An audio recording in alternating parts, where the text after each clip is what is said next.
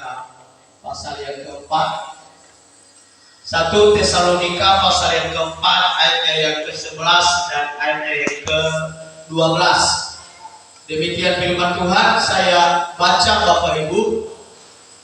1 Tesalonika pasal 4 ayat 11-12. Dan anggaplah sebagai suatu kehormatan untuk hidup tenang, untuk mengurus persoalan-persoalan sendiri dan bekerja dengan tangan seperti yang telah kami pesankan kepadamu, sehingga kamu hidup sebagai orang-orang yang sopan di mata orang luar dan tidak bergantung pada mereka. Bapak Ibu Saudara, saya akan kasih judul firman Tuhan adalah hidup tenang. Hidup tenang Bapak Ibu Saudara, kalau kita berbicara dari satu prekop daripada ayat ini, dimulai dari Paulus memberikan satu nasihat supaya hidup tenang. Hidup tenang bukan karena banyak sesuatu yang kita miliki, bukan karena kaya, bukan karena banyak uang, tapi hidup tenang. Kalau saya memperhatikan di dalam Mazmur pasal 62 ayat yang kedua mulai bahwa hanya dekat Allah saja aku tenang. Berarti ketenangan bukan karena banyak uang, ketenangan bukan karena jabatan, tapi ketenangan adalah ketika kita dekat dengan Tuhan. Kalau kita berbicara kepada orang kaya yang mungkin sesuai dengan harapan kita, mungkin di pemikiran, di mata jasmani kita Bapak Saudara, bahwa mungkin mereka tenang, enak, sudah kaya, sudah banyak rumah, bertingkat dan mobil mewah Bapak Saudara. Tapi kalau kita secara langsung berbicara kepada mereka, pasti mereka katakan kami ini banyak beban, kami ini banyak utang, kami ini adalah banyak kredit. Orang-orang kaya ini ada kartu kredit Bapak Saudara. Kemanapun misalnya mereka ke Medan, mereka di hotel dan mereka booking dan mereka potong di kartu kredit mereka. Itu orang-orang kaya Bapak Saudara, punya kredit dan punya hal dan sebagainya. Tapi Bapak Ibu Saudara, bukan ukuran untuk mereka tenang dalam hidup ini, bukan ukuran untuk mereka sejahtera dalam hidup ini, bukan ukuran mereka akan aman dalam kehidupan ini Bapak Ibu Saudara. Tetapi ukuran untuk kita nyaman, tenang dalam kehidupan ini, bahwa ketika kita dekat dengan Tuhan. Ada beberapa poin saya akan berikan bagi kita. Bagaimana supaya kita tenang. Bapak Ibu Saudara, kita lihat yang pertama adalah jangan takut.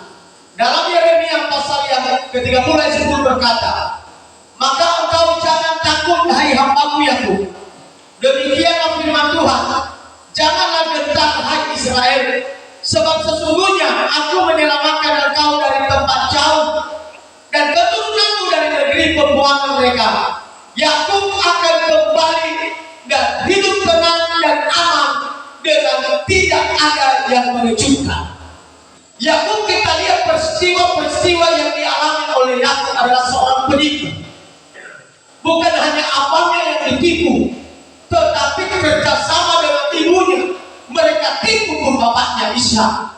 Dia, karena Yakub tidak berbulu, beda yang Esau. Esau berbulu, tangan, badan dan semuanya. Karena Yakub tidak berbulu, maka dia potong kulit dan kupas kulit domba, dia habiskan di tangannya. Dan ketika Ishak berlama-lama, maka dia berkata, kalau saya melihat bahwa badanmu adalah badan Esau, tapi suaramu kayaknya adalah suara Yakub. Tapi Yakub berkata, mungkin karena kecapean, karena saya berbulu. Menipu Bapak Saudara. Kita lihat bahwa ketika dia pulang ke tanah perjanjian, lalu Yakub, ketika Esau mendengarkan Yakub sedang di perjalanan pulang, maka Esau mempersiapkan prajurit yang bersenjata, mempersiapkan prajurit yang siap untuk berperang. Dan bahwa Yakub takut, Yakub gentar di situ. Pada sore hari dia menyeberang seluruh ternak dan anak-anaknya dan istrinya. Dia menyeberangkan, lalu dia berhenti di situ dan dia berdoa kepada Tuhan sepanjang malam. Ketika dia berdoa kepada Tuhan sepanjang malam, maka turun malaikat Tuhan dan bergulat dengan dia. Oh saudara, sepanjang malam mereka bergulat, sepanjang malam mereka bertarung, sepanjang malam mereka, Bapak Ibu Saudara, Yakub bergulat dengan Tuhan. Lalu di pagi hari malaikat Tuhan berkata, lepaskan aku, matahari sudah mulai terbit, nanti orang melihat aku. Tapi Yakub berkata, aku tidak akan melepaskan engkau kalau engkau tidak memberkati aku. Ketika Yakub bertahan dengan sesuatu apa yang dia pertahankan, maka malaikat Allah memukul pahanya, sendi pahanya, maka pahanya terpelecok pada saat itu. Maka Yakub berkata, malaikat Tuhan berkata, kamu bukan Yakub, tetapi malaikat Israel.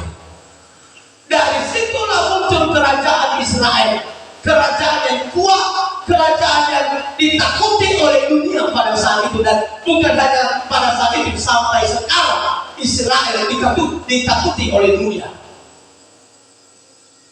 Orang Israel berkata bahwa Amerika sukses karena kami ada di sana. Orang Israel berkata bahwa Amerika sukses sampai hari ini karena orang-orang Yahudi ada di sana.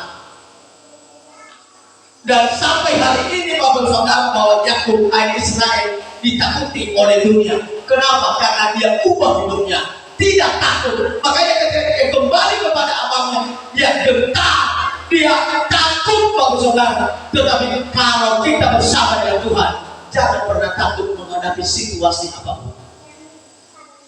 Amin. Itu yang pertama. Yang kedua Bapak Saudara, Tuhan cukupkan segala kekurangan kita. Kenapa kita harus takut? Bapak Saudara, banyak orang yang takut karena ekonomi, banyak orang yang takut karena kekurangan segala sesuatunya, banyak orang yang takut karena kebutuhan, apalagi zaman sekarang Bapak Saudara, zaman hujan. Saya lihat kadang-kadang orang berkata bahwa kelapa sawit sudah naik katanya, ada 3.800. Kelapa sawit sudah 3.800, kelapa 3.000, tapi sawitnya 800 perak. Serba sulit, Bapak Saudara, sulit. Kenapa Bapak Saudara? Dihantui dengan ekonomi yang sangat berkekurangan, dan sehingga kita kadang-kadang takut. Tapi kita yakin Bapak Saudara, bersama dengan Tuhan, Tuhan masih akan tolong kita. Dalam Mazmur 23 ayat 1 sampai 3 berkata, Tuhan adalah gembalaku, takkan kekurangan aku. Ia membaringkan aku di padang yang berumpu hijau. Ia membimbing aku ke air yang tenang. Ia menyegarkan jiwaku. Ia menuntut aku di jalan yang benar oleh karena namanya. Daud merasakan kuasa Tuhan yang berkata, aku tidak akan takut kalau Tuhan adalah gembalaku. Aku tidak akan takut kekurangan makanan kalau Tuhan adalah gembalaku. Aku tidak takut segala sesuatunya kalau Tuhan adalah gembalaku. Segala sesuatunya bersama dengan Tuhan Bapak Saudara, kita yakin Tuhan melakukan segala perkara-perkara yang besar di dalam setiap kehidupan kita. Amin. Tidak perlu takut karena Tuhan bersama dengan kita. Yang ketiga Bapak Saudara, bahwa bagaimana supaya hidup tenang? Yang ketiga adalah jangan takut, Tuhan tempat perlindungan. Apapun yang kita hadapi dalam hidup ini, situasi yang sulit, situasi yang mungkin tidak bersahabat dengan kita, tapi yakin Bapak Saudara, ketika kita bersama dengan Tuhan, maka Tuhan adalah tempat perlindungan. Saya baca satu ayat di dalam Mazmur 62 ayat 5 sampai 7 berkata Bapak Saudara. Dia berkata begini, hanya pada Allah saja kiranya aku tenang, sebab daripadanya lah harapanku. Hanya Dia gunung batuku dan keselamatanku, kota bentengku, aku tidak akan goyah. Pada Allah ada keselamatanku dan kemuliaanku, gunung batuku, kekuatanku, tempat perlindunganku, Ialah Allah. Hanya kepada Allah saja hati kita tenang, Bapak Saudara, karena Dia adalah perlindungan kita. Yang terakhir, yang keempat, Bapak Saudara, bagaimana supaya hati tenang? Jangan berdua hati. Yakobus berkata, orang yang berdua hati adalah tidak pernah tenang di dalam hidupnya.